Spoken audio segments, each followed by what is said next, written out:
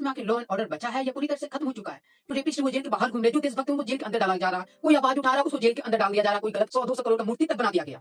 मूर्ति तक जो भारत में कुछ लेना देना तक नहीं है।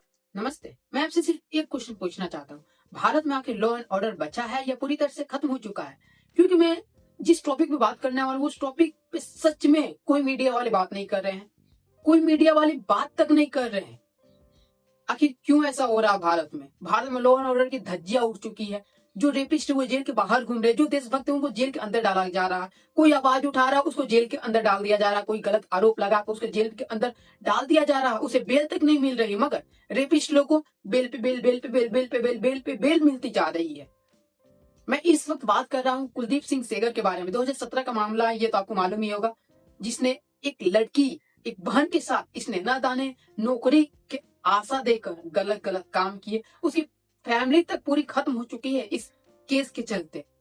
उसकी फैमिली पूरी खत्म हो चुकी है, मगर मीडिया पे कोई नहीं, डिबेट तक नहीं हो रहा है इसके लिए।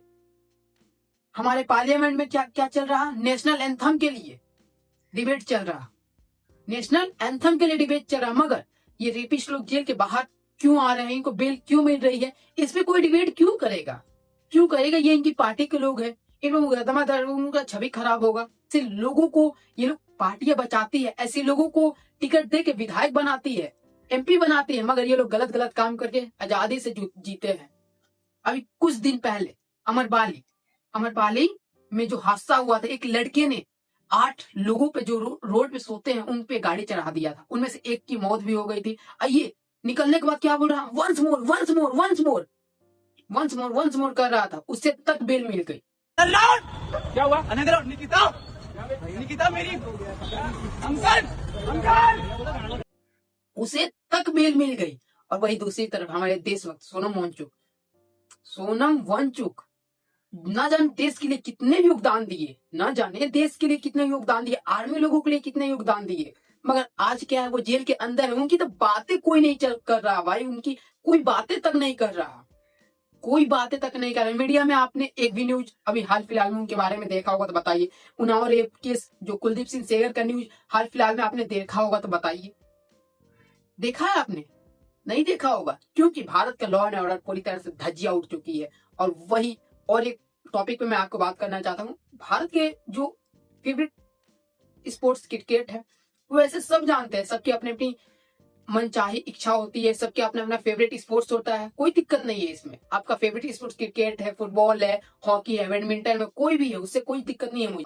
मगर कुछ दिन पहले भारत में एक बाहर का प्लेयर आया, नाम तो आप जानते ही हैं, Messi Messi Messi Messi Messi हो रहा था, सीएम तक मेसी मेसी मेसी कर रहे थे। मगर अपने प्लेयरों को क्या, अपने भारत के प्लेयरों को क्या, वो बाहर का प्लेयर भारत के बारे में तो ना जाने कुछ जानता नहीं होगा, मगर उसके लिए क्या हुआ, कोलकाता में 100-200 करोड़ का मूर्ति तक बना दिया गया।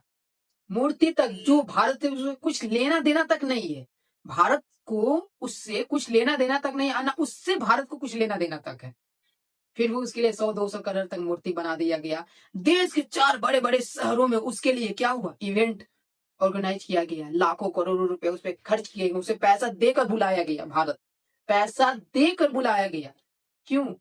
और उसी भीड़ में एक हमारा अपना फुटबॉलर था, सुनील चेत्री, उसकी जर्सी पहन के गया था। उसे उस समय कितना बैड फील हो रहा होगा। दूसरे प्लेयर को इतना ज्यादा वैल्यू, बाहर के प्लेयर को इतना ज्यादा वैल्यू, मगर अपने देश को प्लेयर का वैल्यू ही पूरी तरह से खत्म, पूरी तरह से खत्म।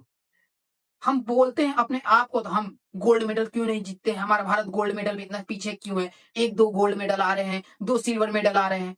अगर पीछे रहने की तो वजह भी तो है, पीछे रहने की वजह भी जायज है, क्योंकि हमारे देश में क्रिकेट के अलावा बाकी स्पोर्ट्स को ना पूरी तरह से नजरअंदाज कर दिया जाता है। मैं आपको एग्जाम्पल के तौर पर और कुछ दिखाना चाहता हूँ। देखिए ये फोटो सबको देखिए, ये फोटो सब में कोई गोल्ड मेडल जीत चुका है, कोई पारा स्विमर रह चुका है, कोई बड़े 11 गोल्ड मेडल, कोई ना जाने कितने मेडल जीत चुका है। मगर आज क्या कर रहा है अपने पेट पालने के लिए? कार वॉशिंग कर रहा है, ये कोई वेजिटेबल बेच रहा है, कोई चाय का स्टॉल खुला हुआ है, कोई चाय का स्टॉल खुला हुआ है। और अब आप बोलिएगा ये तो पुराना न्यूज है, ये तो हम जानते ही हैं। ठीक है, ये आप जानते हैं, मगर कल का न्यूज क्या है?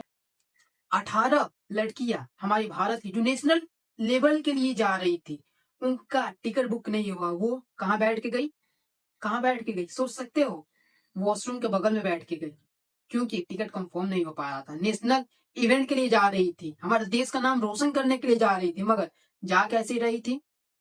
कैसे जा रही थी? वॉशरूम के बगल में बैठकर।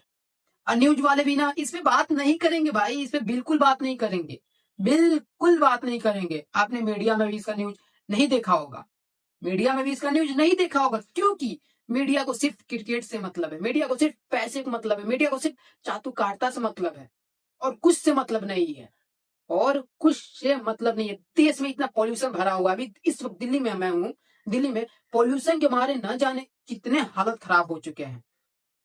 मगर अभी तक यही दूसरी कंट्री होता ना, नेशनल इमरजेंसी घोषित हो जाता दिल्ली में, दूसरी कंट्री होता तो। चाइना में 400 पार क्यों गया था? नेशनल इमरजेंसी घोषित कर दिया गया था। यहाँ तो 700 पार जा रहा, 800 पार जा रहा, मगर सरकार छुपा रही है, डेटा को छुपा रही है, वहां पे पानी छिड़क के छुपा रही है। ऐसे भारत का लॉ एंड ऑर्डर पूरी तरह ध्वस्त हो चुका है। युवा बेरोजगारी के मारे मर रहे हैं, उनकी शादियां तक नहीं हो रही है, ऐसे ऐसी रिपोर्ट आ रही है। 100 पोस्ट के लिए हजारों लाखों लोग फॉर्म भर रहे हैं, 100 पोस्ट के लिए, सोच रहे हैं ना, 100 पोस्ट के लिए हजारों लाखों लोग फॉर्म भर रहे हैं।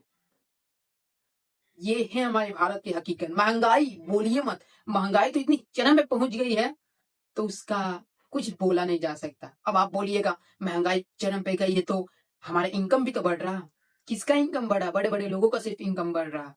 डॉलर 91 पे चला गया है, इस पे कोई बातें नहीं होगी, इस पे कोई बातें नहीं, कोई एक्टर तक इस पे नहीं बोलना चाहेगा, क्योंकि एक्टर कुछ बोलना चाहेगा उसे अवार्ड नहीं मिलेगा, कोई मीडिया वाले उसे बोलना चाहेंगे कुछ, उसे अवार्ड नहीं मिलेगा। कोई अगर मीडिया वाला, सच्चा मीडिया, कोई पत्रकार बोल भी देगा ना, उसको जान से मार दिया जाएगा, उसको जान से मार दिएगा। जो जमीनी हकीकत दिखाता है, जो जमीन से जुड़े सवाल कर रहा, जो न जाने कितने भ्रष्टाचार उजागर कर रहा, उनकी क्या हुआ? उनका हस्न, उनको कब्र में जाना पड़ा, उनको सीमेंट से चून दिया गया, उनको मार के जंगलों में फेंक दिया गया। ये है हमारे भारत की इस वक्त हकीकत। ये अब इसमें आप मेरा सपोर्ट कर रहे हैं या नहीं कर रहे हैं, आप अपनी कमेंट में हमारी राय जरूर बताना। जय हिंद।